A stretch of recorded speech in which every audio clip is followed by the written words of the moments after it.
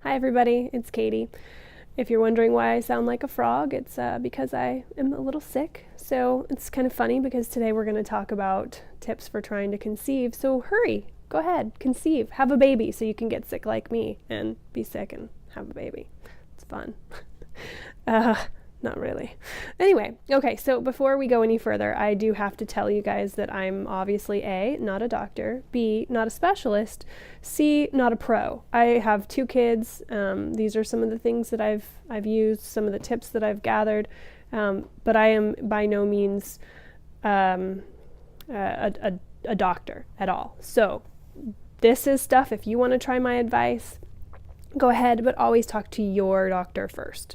Anyway, okay, so number 1, the first thing, I actually worked with a woman who used to be my gynecologist. She was also a fertility specialist, and she gave me some things that my husband and I could start doing ahead of time to kind of increase our odds.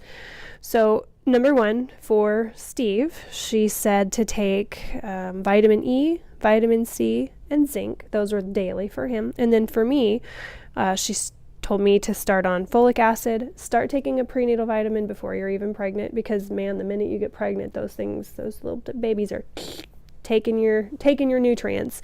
And then the last thing she said, and I have read, there is a little bit of back and forth about whether or not this actually works. She told me to take a tablespoon of Robitussin, 3 times a day when approaching ovulation, because it helps thin out the cervical mucus. Now, I think it works because obviously it dries you up here, so I don't know why it wouldn't dry you up in other places as well. But her deal was it makes it easier for the sperm to swim up and get where it needs to be. So that's number 1. Number 2, and I tried this, but I actually, it was a little bit more involved than I wanted to be, I guess. But this is a special thermometer. This actually shows your temperature in tenths, and if you watch it long enough, if you graph long enough, if you do it in like month, 2 months, 3 months, eventually you'll see that your temperature does a slight spike before you ovulate.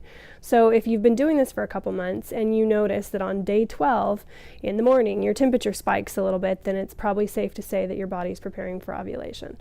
So if you have the patience to do it, this is actually a really great tool. You have to remember, though, every morning before you even move, you got to reach over and grab this. And I think that's probably why it wasn't so easy for me, is I would always forget. And then the next thing is pre-seed. Again, a lot of people talk about, I've read things about whether or not it actually works or not. I don't know. This is just what we used, and obviously it worked. This talks about how it's fertility friendly and it's supposed to be safe for sperm. A lot of lubricants like Astroglide and some of the other ones actually aren't good for sperm life. So the pre-seed is supposed to be safe for sperm. Lastly, if you have a smartphone, I mean, most of us do at this point. If you have a smartphone, there's plenty of fertility apps, and I've got a couple that I've used and that I really like.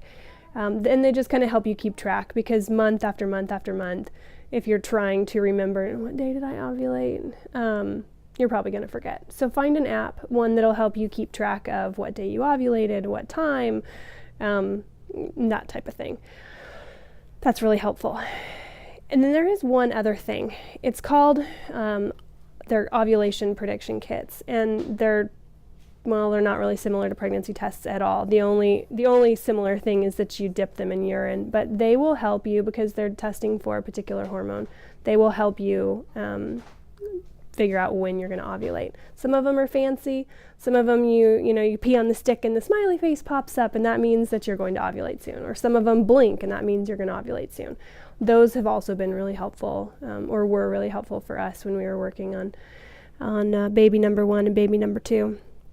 So that's it. Those are my tips. If you're trying to conceive a baby, best luck, best wishes. I hope it works out well for you. And hope you guys are having a great day. Thanks for watching. If you like our videos, click like, follow us, subscribe. That way you'll get notification when we post new videos. And have a great day, guys. Bye.